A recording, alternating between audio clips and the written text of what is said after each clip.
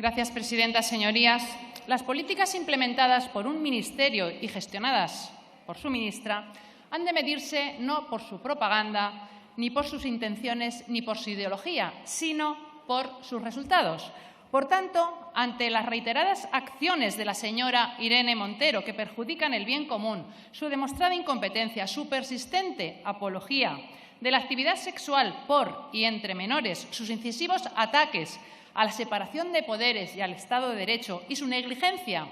ante la desprotección de las mujeres que implica la legislación impulsada desde el Ministerio de Igualdad que beneficia a los delincuentes, el Grupo Parlamentario Vox propone ante esta Cámara la reprobación de la ministra de Igualdad e insta al presidente del Gobierno a que la cese y suprima el Ministerio de Igualdad, innecesario en sus funciones, injusto, que ejecuta políticas contrarias al artículo 14 de la Constitución, oneroso en su estructura y que destine la totalidad de su presupuesto a paliar la emergencia social que sufren los españoles. Esta iniciativa se fundamenta precisamente en el daño que la ministra, desde el cargo que desempeña y el inútil departamento que dirige, está infligiendo a los intereses de los españoles. Un departamento que, con la excusa de promover una falsa igualdad, lo que hace es promover precisamente la preeminencia de la mujer a costa del varón y el enfrentamiento entre ambos para otorgar más derechos a una parte de la sociedad a costa de cercenar los derechos de la otra mitad. Todas las leyes que abandera este ministerio y su ministra, enmarcadas en una siniestra ideología, vulneran derechos fundamentales, siendo los más atacados precisamente el de la igualdad ante la ley y la presunción de inocencia del varón, una ideología degenerada que prejuzga a todos los hombres señalándolos como culpables, pero que, sin embargo, cuando los tribunales dictan sentencias y encarcelan violadores, corruptos o sediciosos, la izquierda utiliza leyes chapuceras que facilitan la liberación precisamente de esos mismos violadores o directamente indultan a los mismos corruptos o sediciosos condenados con sentencias firmes. Una falta de respeto total y absoluta a la justicia. Una ministra que insulta a los jueces y un presidente del Gobierno que pretende someter al Poder Judicial, un claro exponente del totalitarismo. ¿Pensará acaso la ministra que a los jueces les gusta excarcelar agresores sexuales?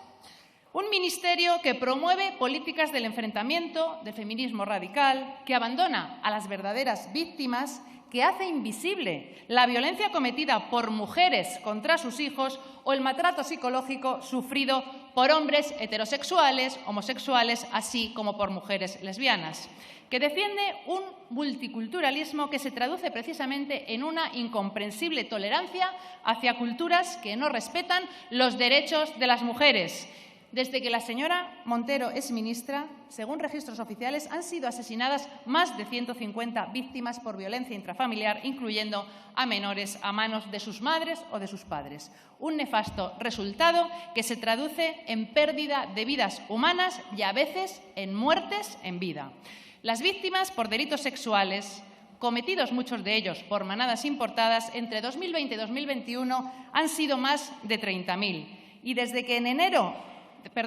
entró en vigor en octubre su ley de sí o sí, más de medio centenar de agresores sexuales condenados se han beneficiado de la rebaja de penas y 14 de ellos han sido excarcelados. También las 3.200 sentencias condenatorias dictadas en 2021 por delitos sexuales, más las de años anteriores, podrán ser recurridas ante la justicia, cuestión gravísima para el sistema judicial e indignante para las víctimas.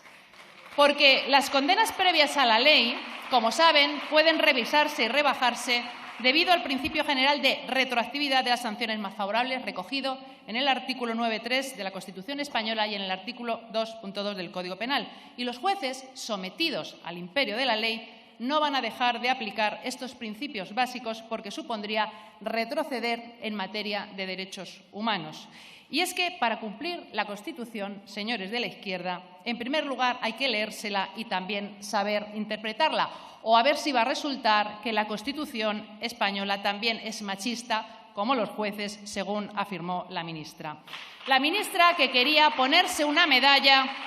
con esta ley como su principal activo, sin importarle la plétora de informes que la desaconsejaban y que ella los despachó con «es que son machistas», porque la ministra todo aquello que no es de su agrado, que la contradice o que le molesta es o machista o violencia, un argumento extremadamente peligroso. Señores socialistas, ustedes en junio de 2017 reprobaron en esta Cámara al ministro de Hacienda, Montoro, por dejar libres a delincuentes fiscales. ¿No les parece más grave que con esta ley estén dejando libres a delincuentes sexuales? Tampoco escuchó la ministra consejos técnicos ante la manifestación del 8M días antes de declararse la pandemia, aun conociendo los efectos, la expansión y el riesgo del COVID, que provocó más de 50.000 muertos que ustedes no nos contaban, porque ustedes algunos muertos los desentierran, pero a otros los ocultan. Otras manifestaciones aberrantes que hemos escuchado de la boca de la ministra, haciendo cuasi apología de la pederastia, con esto de, y abro comillas, todos los niños, las niñas de este país tienen derecho, puntos suspensivos, a conocer que pueden amar o tener relaciones sexuales con quien les dé la gana, basadas, eso sí, en el consentimiento, cierro comillas. También han prohibido rezar a la gente en la calle, pretenden otorgar más derechos a los animales que a las personas, pero miren, parafraseando